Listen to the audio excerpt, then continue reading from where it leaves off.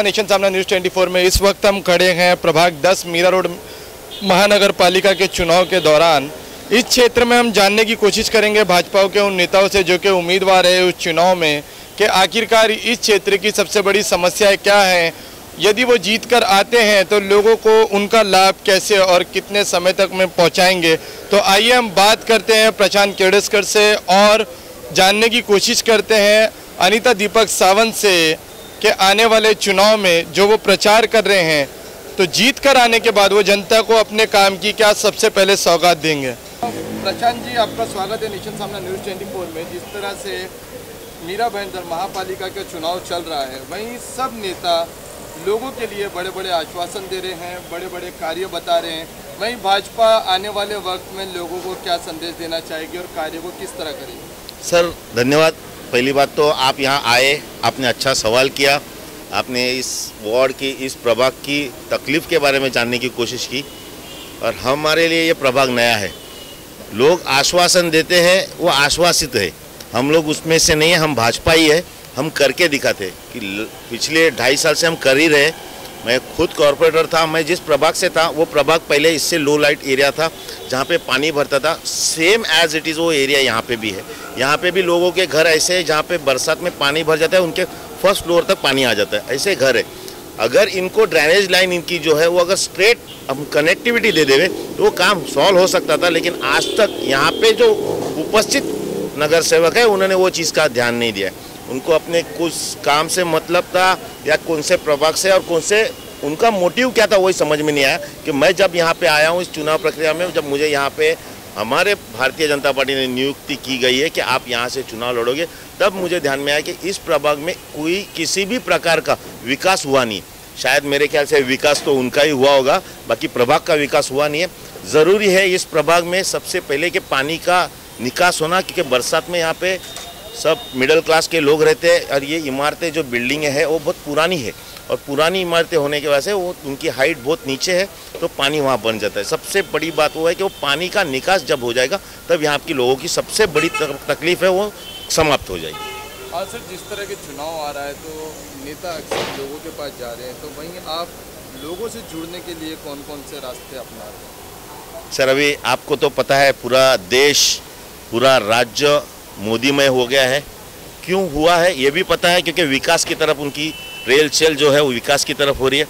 तो यहाँ पे भी लोगों का यही सोचना है कि हमारे को भी कोई ऐसा रेल बढ़ाने वाला, विकास करने वाला नेता मिले, क्योंकि यहाँ पे आज तक कभी शिवसेना की और युति होने के कारण कभी भाजपा यहाँ पे आए नहीं, क्योंकि अलायंस में यहाँ पे चुनाव होते थे।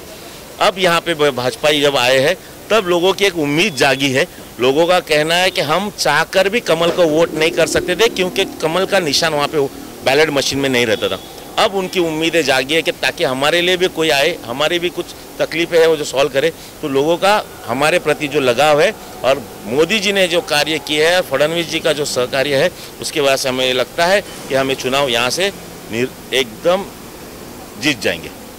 सर, जिस तरह आप पिछली बार स्टैंडिंग कमेटी चेयरमैन रहे, वहीं आपका सबसे बड़ा कार्य कौन सा था अपने क्षेत्र में, और इस वक्त जब चुनाव आप जीत कर आएंगे तो यहाँ के लोगों के लिए वो कौन सा बड़ा कार्य करेंगे? सर मैं मेरा बहुत बड़ा सौभाग्य समझता हूँ और भारतीय जनता पार्टी को बहुत बड़ा धन्यवाद दूंगा कि मुझे जब उन्होंने स्टैंडिंग कमेटी चेयरमैन पोस्ट दी थी तब मेरे कार्यकाल में मीरा भाईंदर में 100 नई बसेस जिनका इनॉग्रेशन सीएम साहब के हाथों से हुआ था, और जो 75 MLD पानी मीरा भाईंदर को जो आज नया चालू हुआ है उसी पानी का प्रोजेक्ट का भी इनॉग्रेशन मेरे ही कार्यकाल में हुआ था। जिसका टेंडर हुआ था वो टेंडर की साइन मेरे द्वारा की गई थी। तो मैं अपने आप को बहुत खुशनसीब और भाग्यशाली समझता हूँ कि मीरा भाईंदर को ये पानी देने और ये बस सेवा देने के लिए मेरा एक मात्र प्रणाम मिला है, मुझे एक नाम मिला है और भारतीय जनता पार्टी का मैं तहे दिल से शुक्रिया अदा करूँगा।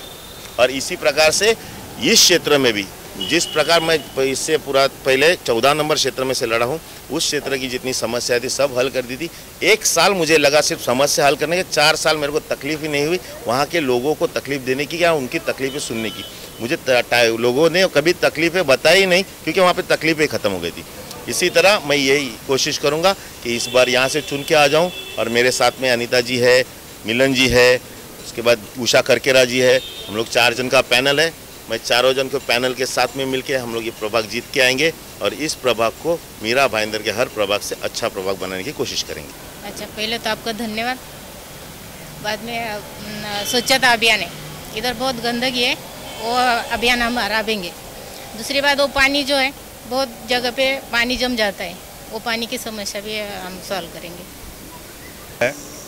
देश में जो प्रगति की चर्चा चल रही है, नरेंद्र मोदी जी ने जो पूरी दुनिया भर में भारत देश का नाम ऊंचा किया है, उससे मेरे को प्रेरणा मिली कि मैं भाजपा में समाविष्ट हो जाऊं। दूसरी बात जो है, ये महाराष्ट्र में भी देवेंद्र फडणवीस जी जिस प्रकार काम कर रहे हैं, और ये मीरा भाईंदर में जब से भाजपा की सरकार आई है, नरेंद्र मेहता जी जो काम कर रहे हैं, जो लगन से काम कर रहे हैं, जो विकास हो रहा है, उससे मैं प्रेरणा लेते हुए शिवसेना से मैंने बीजेपी में प्रवेश किया।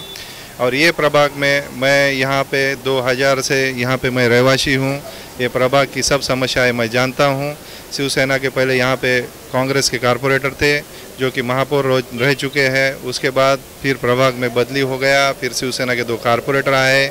और दोनों ने जिस तरह से काम किया उससे भी मेरी नाराज़गी थी कि जो काम उन्होंने कर रहे थे उससे कोई क्वालिटी नहीं थी, क्वालिटी का काम नहीं हो रहे थे। मैं बहुत बार जो वरिष्ठ नेता थे उनसे बात की कि जो काम हो रहा है वो सही नहीं हो रहा है, इसमें ध्यान दिया जाए, मगर किसी ने ध्यान नहीं दिया।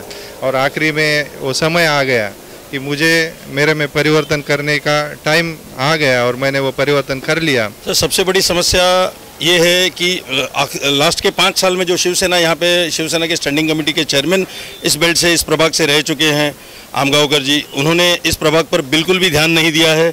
आज आज़ाद नगर का स्लम बेल्ट देख लो, आप गांव का पट्टा देख लो, इतनी दिक्कतें हो रही हैं। सब पूरे इनको जितने परिवार यहाँ रहते हैं सबको इतनी दिक्कतें हो रही हैं, इन्होंने बिल्कुल भी ध्यान नहीं दिया है इस पूरे प्रभाग के ऊपर। और उस वजह से हमको पूरा उम्मीद है कि ये प्रभाग में हम अगर मेहनत करने की इच्छा रखते हैं, जैसे नरेंद्र मोदी जी दिल्ली में बैठकर पूरे देश का नाम पूरे वर्ल्ड में रोशन कर रहे हैं, उसी तरह हमारे देवेंद्र फडणवीस जी हैं, वो महाराष्ट्र को प्रगति के पंथ पर लेके जा रहे हैं। हमारे नरेंद्र मेहता जी हैं, उन्होंने आज इतना काम किया है कि भाजपा के किसी कार्यकर्ता को मैं नहीं समझता कि ज़्यादा कुछ करने की ज़रूरत है, उनको सिर्फ अपने काम सामने रखने हैं। आज नरेंद्र मेहता जी ने जो किया है पूरे प्रभाग के लिए, इस प्रभाग को छोड़कर बाकी पूरे मीरा भाईंदर शहर के लिए, उससे बेहतर काम मैं नहीं समझता लास्ट 25 साल में किसी भी कांग्रेसी ने। जो आपका पहला प्रश्न है, मेरे बारे में बोलती हूँ। उषा मोहन करके मैं 15 साल से राजनीति में हूँ और मेरा स्त्री शक्ति महिला मंडल ये मेरा है।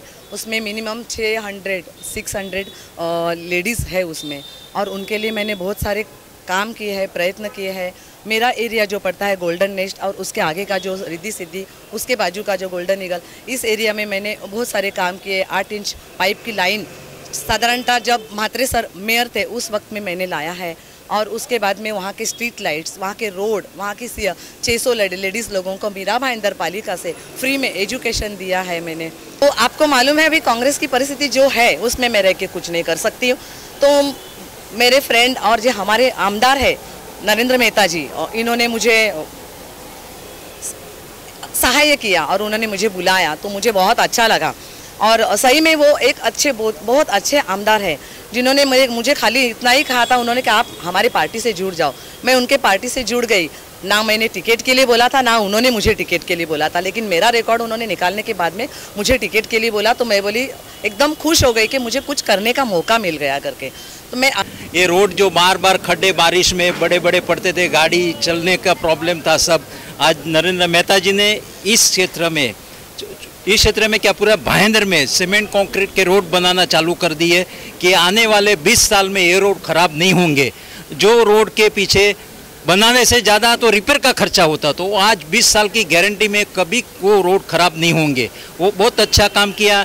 यहाँ से भाईंदर में कभी सोचा भी ना था, सपने में भी नहीं था कि यहाँ से मेट्रो चलने वाली है। वो भी उनके कार्य में जो 2-2.5 साल में उन्होंने भी अप्रूव किया, और यहाँ हमारे ये वार्ड में से यहाँ से इंद्रलोक से मेट्रो रेल चालू होगी। तो ये थे प्रभाग 10 में हम, जहां हमने उम्मीदवारों से बात की, भाजपाई उम्मीदवारों से।